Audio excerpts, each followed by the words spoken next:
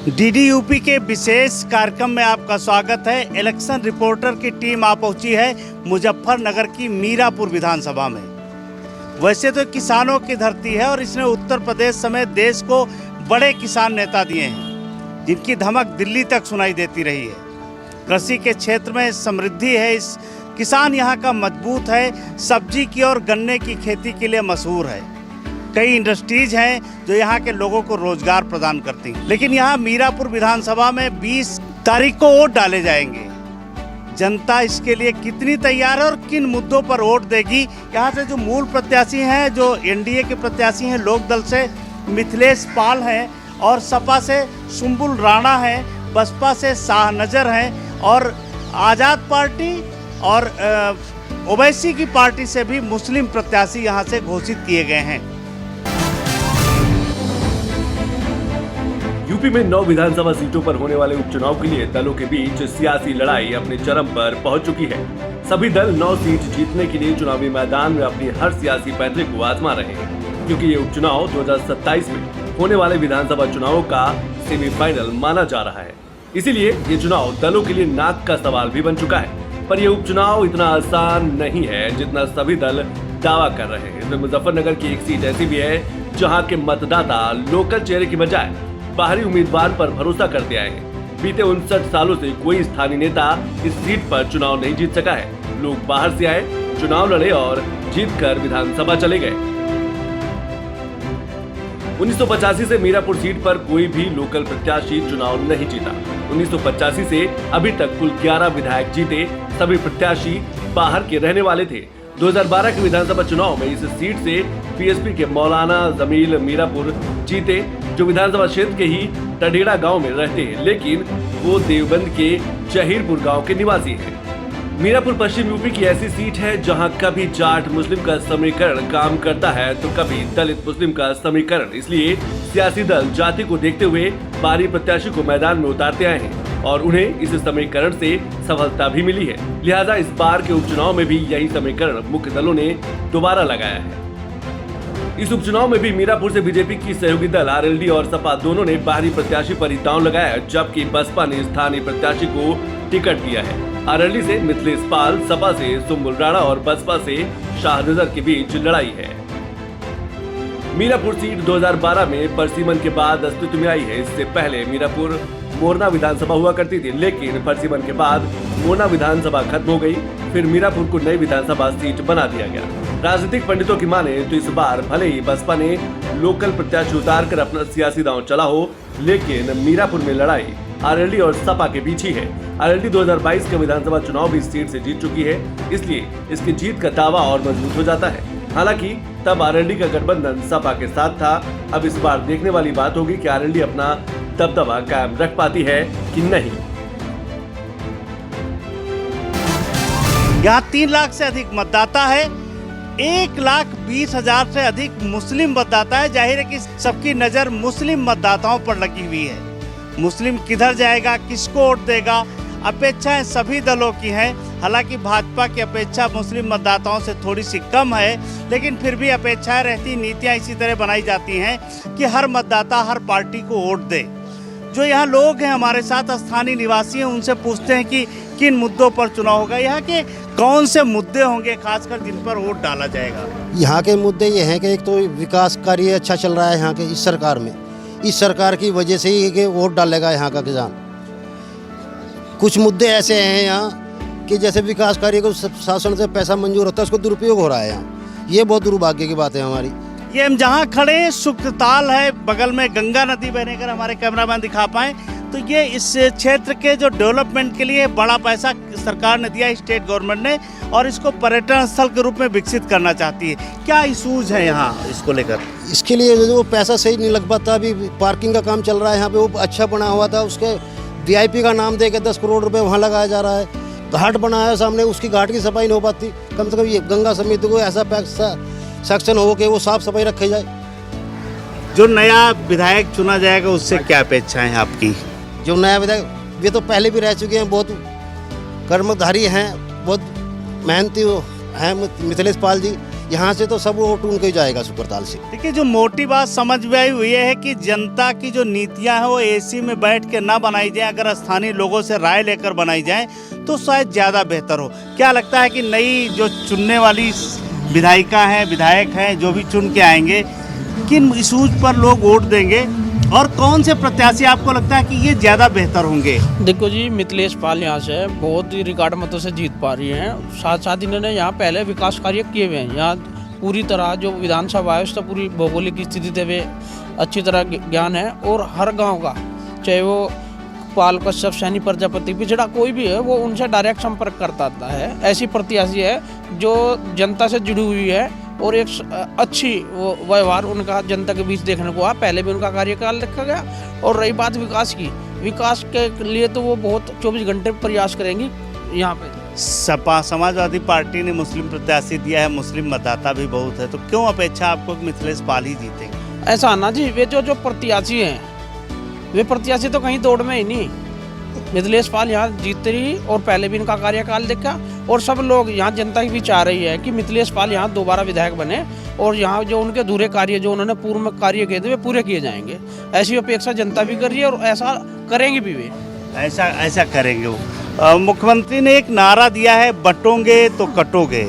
क्या लगता है उस नारे का भी इम्पैक्ट है? देखिए, उस नारे का कोई इफेक्ट नहीं है और ये तो बांटने वाली और नफरत वाली राजनीति है, जो बटोगे और कटोगे की राजनीति। क्योंकि वे खुद मुख्यमंत्री, पहली बात तो उन्हें ऐसा बोलना नहीं चाहिए सबसे पहले तो।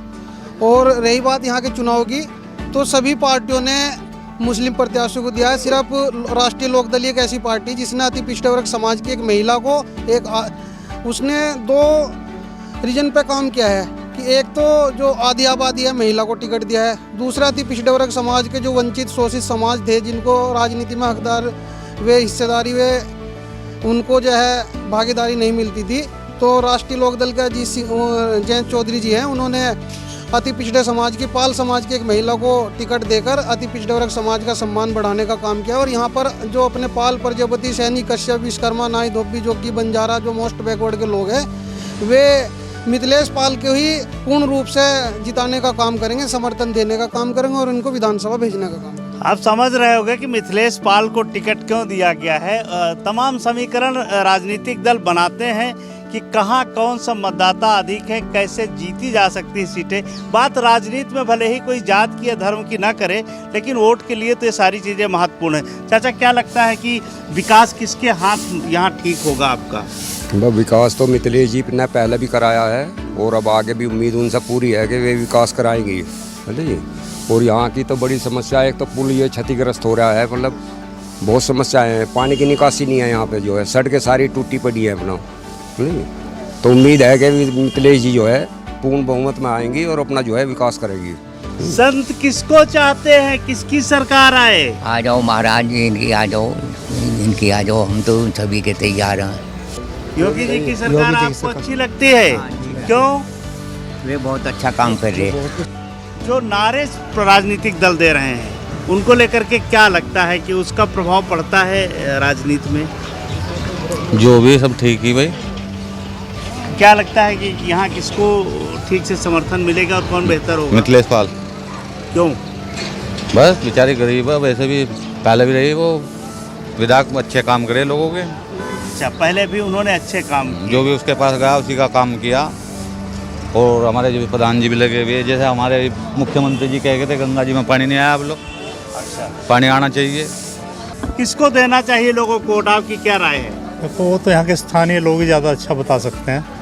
आप आए यहाँ यहाँ तो क्या लग रहा है आपको यहाँ देख करके? अभी 20 को वोट पड़ेगा इनके यहाँ। वोट तो यहाँ के लोग ही डिसाइड करेंगे कि यहाँ पे क्या समस्या है। क्या समस्या है? हाँ, अगर आपको देना होता किस दल को देते? मैं तो क्या बताऊँ यहाँ पे ना। नहीं बताइए, अपने मन की बात तो रख सकते तो। बहुत मुश्किल काम है ये। बहुत मुश्किल काम है। पढ़ा लिखा आदमी सही बोलता नहीं, राजनीति में सच्चाई रखना भी बहुत मुश्किल होता है। क्या लगता है कि किन इशूज पर यहाँ किन मुद्दों पर चुनाव होगा? और जो ध्रुवीकरण है, जैसे एक तरफ मुस्लिम प्रत्याशी हैं, सभी दलों ने दिया है, एक तरफ पिछड़ी जात से, क्या इसका ध्रुवीकरण होगा वोट की राजनीति में? देखो, ध्रुवीकरण तो शायद नहीं होगा क्योंकि हिंदू मुस्लिम चुनाव तो होने वाला नहीं है। लेकिन यहाँ के पूर्व मंत्री डॉक्टर संजीव बालियान रहे पूर्व मंत्री, उन्होंने सामाजिक संगठनों को लेकर बड़ी अभद्र टिप्पणी करी कि जो है सामाजिक संगठन जो है कि ये ठेकेदार है या संविदा कर्मी है। तो उससे कहीं ना कहीं लेके उस बात को लेके संगठनों में समाज में बहुत बड़ी नाराजगी है, और उससे कहीं ना कहीं इनका जो बीजेपी का या लोकदल का जो गठबंधन है वो कहीं ना कहीं प्रभावित हो रहा है इस चुनाव से, क्योंकि सभी संगठनों के अपने अपने बयान आ रहे हैं और सभी इससे बहुत बड़े आहत हैं। यहाँ जो लोकदल और भाजपा का समझौता है, ये माना जाता है कि मजबूत गठबंधन है पश्चिमी उत्तर प्रदेश में। हालांकि यहाँ जाट अगेंस्ट राजनीति भी होती रही है और उसके कई निर्णय हम लोगों ने लोकसभा विधानसभाओं में देखे हैं। लेकिन क्या लगता है कि जो बाकी जो ध्रुवीकरण है, जो ओबीसी का पिछड़ा वर्ग है, वो मिथिलेश पाल के साथ जा सकता है? एक तरफ मुस्लिम है, एक तरफ पिछड़ों की प्रत्याशी। देखो, इसमें तो ये सब की देखो वोट जो वोटर है वो बड़ा चतुर है, और अब वो देख रहा है अभी कहाँ हमारा कहाँ अस्तित्व बचेगा, कहाँ नहीं बचेगा। इस चीज़ को वॉच करके कहीं ना कहीं जब उसका वोट करेगा वो। लोकदल की भी प्रतिष्ठा दांव पर लगी है यहाँ। देखो, लोकदल की प्रतिष्ठा दांव पर लगी, लेकिन लोकदल का भरोसा तो नहीं। आज भाजपा के साथ है, कल को सपा के साथ चली जाएगी, उसका कोई अपना वो तो नहीं है ना। उसका अपना कोई वजूद नहीं है। हाँ, वो कभी वे कहीं ना कहीं कभी कहीं चले जा, कभी कहीं चले जा, उसका कहीं अपना वो तो। ये जो बातें ये कह रहे हैं, लग रहा लोकदल की साख भी दांव पर है यहाँ। नहीं है, ऐसा कुछ नहीं है, ये गलत कह रहे हैं। लोकदल की साख जो है बहुत मजबूत है यहाँ पे, और मिथिलेश पाल जो है यहाँ से उम्मीदवार हैं और जो भारी मतों से जीत कर जाएंगे वे यहाँ से जो है। भारी मतों से? ऐसा क्यों लगता है आपको? क्योंकि मुस्लिम प्रत्याशी 3-4 खड़े हैं यहाँ पे जो है, ऐसे ही उनमें चारों में बंटवारा होगा, और जो पिछड़ा वर्ग है ये सब एक जगह एकजुट होकर के वोट डालेगा, इसलिए पिछड़े की और मुस्लिम ध्रुवीकरण की भी राजनीति है। क्या लगता है कि जो ध्रुवीकरण है, जिसकी बात कि एक तरफ मुस्लिम प्रत्याशी है, बाकी ओबीसी एक साथ है, ये देख करके टिकट दिया गया है राजनीति में, और उसका फायदा मिलेगा भाजपा को? क्या भाजपा को फायदा मिलेगा? ये भाजपा का आरडीए का जो गठबंधन है, प्रत्याशी सोच समझ के उतारा गया कि बहुत बढ़िया फायदा मिल रहा है कि जितना भी पिछड़ा वर्ग है सब भाजपा को के नाम पे उठ जाएगी मिथिलेश पाल। बालियान को लेके नाराजगी दिख रही है यहाँ अभी भी लोगों में। नहीं, वो सहसे होती है राजनीति में, भाई किसी का अच्छा कहा जाता है, कुछ बुराई होती है, ये सहसे दूर हो जाएगी। अब उनकी जो गलतियां वे सुधारेंगे, इसलिए वे चुनाव हार गए। बड़े मुद्दे क्या हैं इस विधानसभा क्षेत्र के जिनका समाधान आप चाहते हो राजनीतिक लोगों से? सबसे बड़ा मुद्दा तो यहाँ जो सोनाली नदी है, गंगा जो आप देख रहे हैं, जब यहाँ बाढ़ आती है तो बाढ़ का पानी यहाँ गांव के आसपास बहता है तो तहस नहस कर देता है। सबसे बड़ा मुद्दा जो है, और यहाँ बराबर में मील का मुद्दा है, मील का सीमा विस्तार है। अभी पूर्व में मुख्यमंत्री उत्तर प्रदेश योगी आदित्यनाथ जी ने यहाँ के लिए भी पैसा ग्रांट किया और उसके लिए भी है। रही बात जो समस्या भी पैदा होती है, नई समस्या पैदा होगी, उनका भी समाधान पूरी तरह करेंगे भी। लोकदल की साख क्या दांव पर लगी है क्या? देखो, लोकदल की साख दांव पे नहीं है। अब जो पिछड़े की जो प्रत्याशी है मिथिलेश पाल जी, पिछड़ा ना तो देख रहा पार्टी, ना वो भाजपा देख रहा, ना वो देख रहा लोकदल, पिछड़ा देख रहा अपना हित। तो पश्चिमी उत्तर प्रदेश में भारतीय अति पिछड़े मतलब पश्चिमी उत्तर प्रदेश में जो पिछड़ा अति पिछड़ा है, उसमें मिथिलेश पाल जी को एक टिकट देने का जो काम किया है, वो मजबूती से सारा पिछड़ा समाज, पाल, कश्यप, प्रजापति, सैनी, वो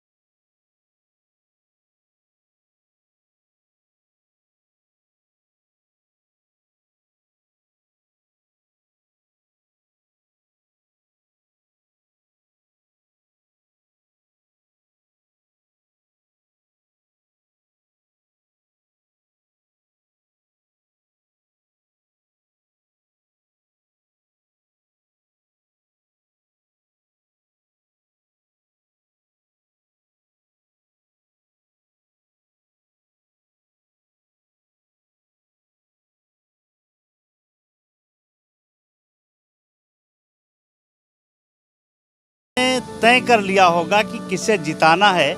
हम तो केवल वानगी भर ले रहे हैं कि वास्तविकता क्या है, किन मुद्दों पर चुनाव पड़ेगा, क्या जाति और धर्म इसमें रहेगी या कुछ और इशूज है जिन पर वोट पड़ेगा। हमारे साथ सपा के कई लोग हैं जिनसे हम बात करेंगे।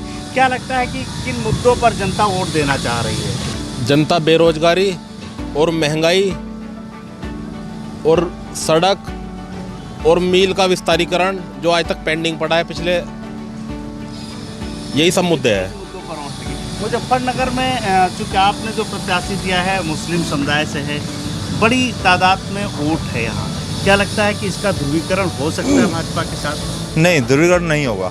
ये जो क्षेत्र है ये गंगा यमुना की तहजीब का क्षेत्र है। यहाँ सब लोग रल मिल कर रहते हैं। धार्मिक मुद्दों पे कोई वोट नहीं देता। यहाँ काम करने पे वोट देते हैं लोग, काम को अहमियत देते हैं। बेरोजगारी इतनी बढ़ गई है, बच्चे पढ़ रहे हैं, 10-10 साल से तैयारी कर रहे हैं, बेकार फिर रहे हैं, कोई नौकरी नहीं है। हमारा क्षेत्र गन्ना बाहुल्य क्षेत्र है। यहाँ चीनी मिल मोरना हमारा पिछले 20 साल से डैमेज है, जिसकी पेल लगभग 35 से 40 लाख की थी, आज उसकी 8 से 10 लाख की पेल लग गई है। स्थिति बहुत ख़राब है। जब चुनाव आते हैं मील पे बोर्ड लगवा देते हैं कि मील का विस्तारीकरण होगा। चुनाव गया, बोर्ड गया। 11 साल हो गए सरकार को, यहाँ किसानों को कोई सुनने को तैयार नहीं है। सरकारों को जगाने का काम तो यहाँ किसान किया करता था।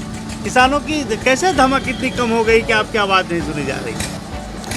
किसानों के बीच में सरकार ने एक फूट डालने का काम किया था, जिसको माननीय अखिलेश यादव जी ने दरकिनार कर दिया। और पीडीए के तहत जो हमारे कादिर राणा जी की पुत्रवधू को टिकट दिया है, उससे 36 बिरादरी उनके समर्थन में खड़ी हो गई है। और सरकार के सामने एक क्वेश्चन आगे खड़ा हो गया कि 36 बिरादरी कैसे खड़ी हो गई।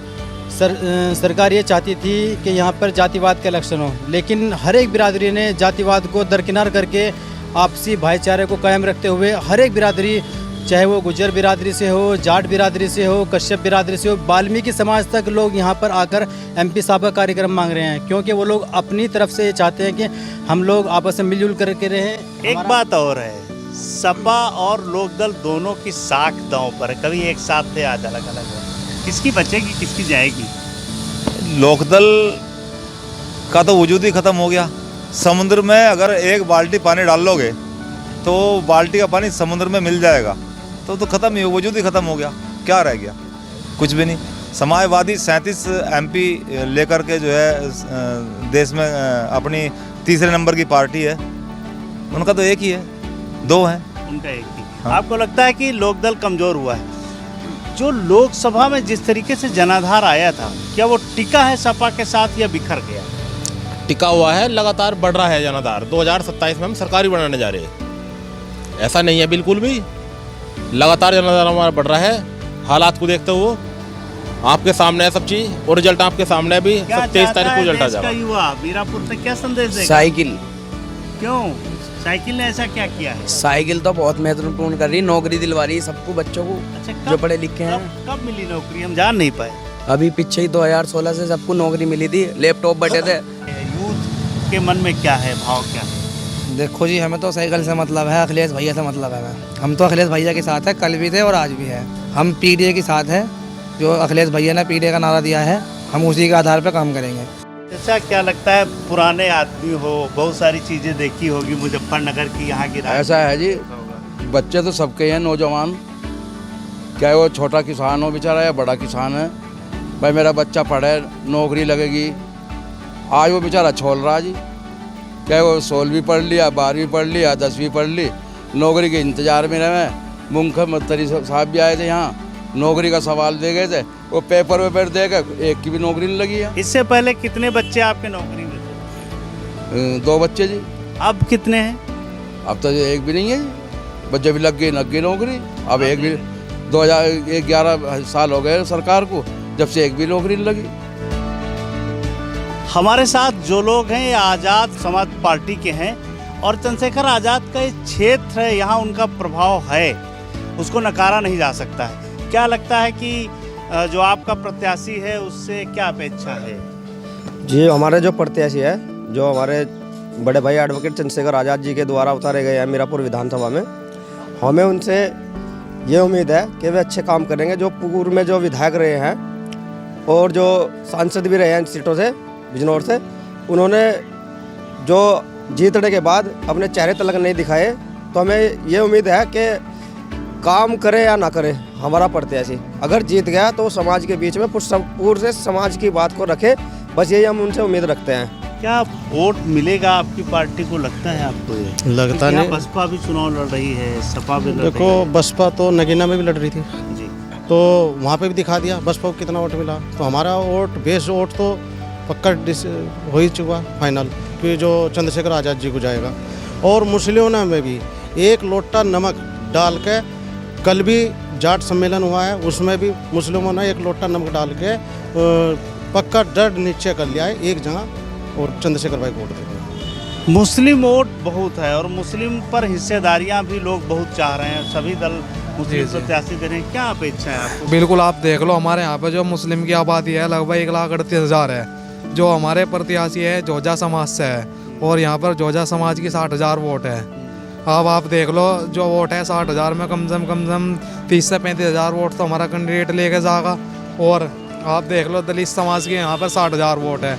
60,000 में हमारे यहाँ पर दलित समाज की वोट लगभग 40 या 47,000 पड़ती है। आप देख लो, 47,000 वोट में जा जाते 2,000 बसपा की, मान लो आप 45,000 चंद्रशेखर जी पे जाएगी। अब देख लो, जो हमारी स्टार्टिंग होगी यहाँ से 65 या 60,000 वोट से होगी। अब आप देख लो, जो मुस्लिम समाज में आप अंसारी देख लो, ये लोग अलग है, इनकी वोट मिलेगी, प्लस ओबीसी समाज की वोट मिलेगी।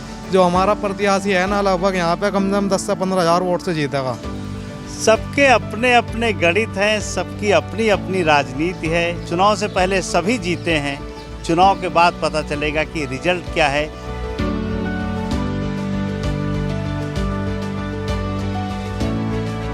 मीरापुर विधानसभा से एनडीए ने मिथिलेश पाल को अपना उम्मीदवार बनाया है।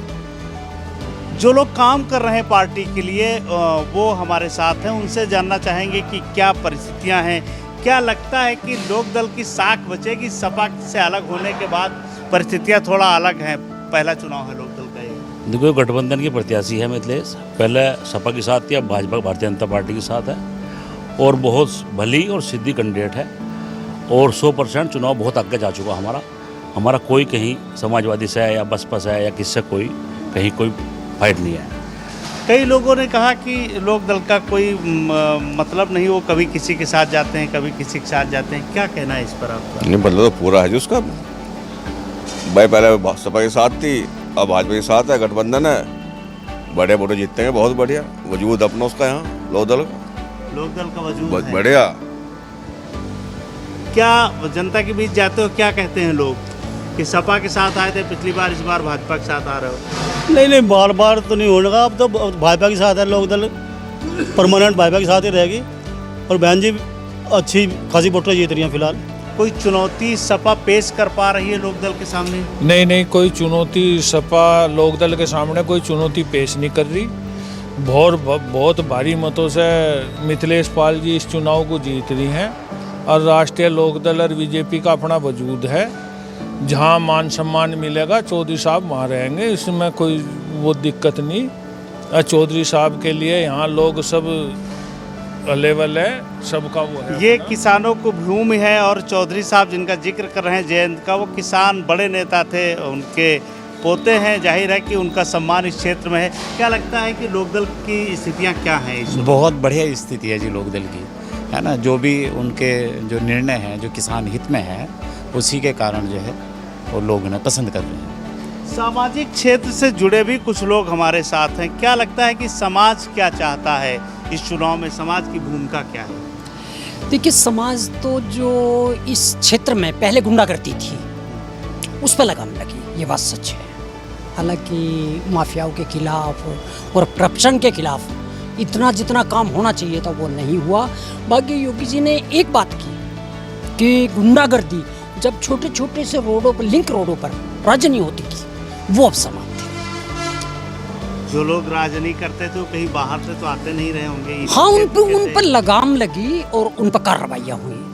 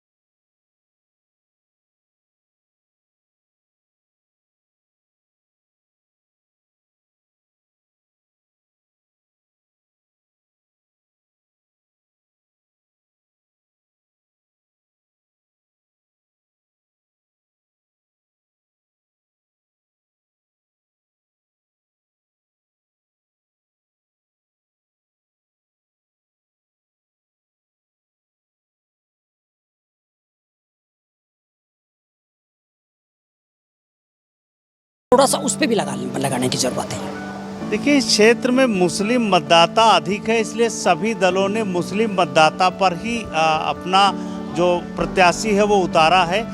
चूँकि हिंदू मत भी उससे ज़्यादा है, लेकिन उसको जातियों में बांट करके कई राजनीतिक दल देखते हैं, इसलिए उनको हल्का लगा कि शायद हिंदू का पोलराइजेशन नहीं होगा।